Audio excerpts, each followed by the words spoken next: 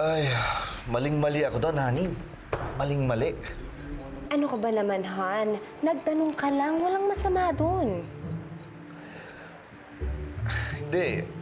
Alam na alam kong mahal na mahal Ched ang mga bata. Hindi niya magagawa yun eh. Siguro naghahanap lang ako ng masisisi. Yeah, but come on. Hindi naman porket mahal ng tao ang isang tao ay hindi na magkaka-interest sa pera. And you know what they say? Money is the root of all evil. At saka, malay mo, kaya hindi nasaktan yung mga bata kasi mahal sila ng kumidnap sa kanila. True. Hindi eh. Kahit anong isipin ko, hindi nila magagawa yun. Hindi pwedeng si Ched ang gumawa nun. Kahit si Mix. Ang tagal ko na pinagkakatiwalaan ng taong yan. Nick,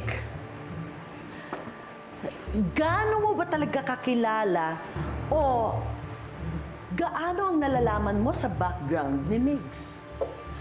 Eh, hindi nga niya nababanggit sa atin na meron pala siyang koneksyon sa militar. Sa lahat ng ayoko, yung taong maraming sikreto.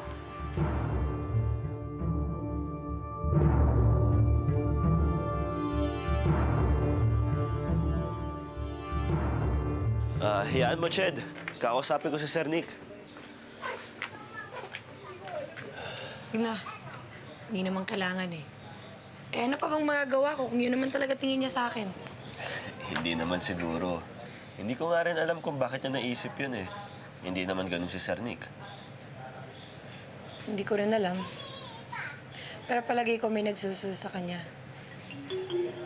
Ramdam na ramdam ko naman na ayaw sa akin ng asawa at biyanan niya eh. Kung ganon, hindi natin dapat ito pabayaan, Shed. Hindi ito maliit na bagay lang. Hayaan mo, kakausapin ko si Sir Nick, tapos babalitaan na lang kita kung ano yung mangyayari. Salamat.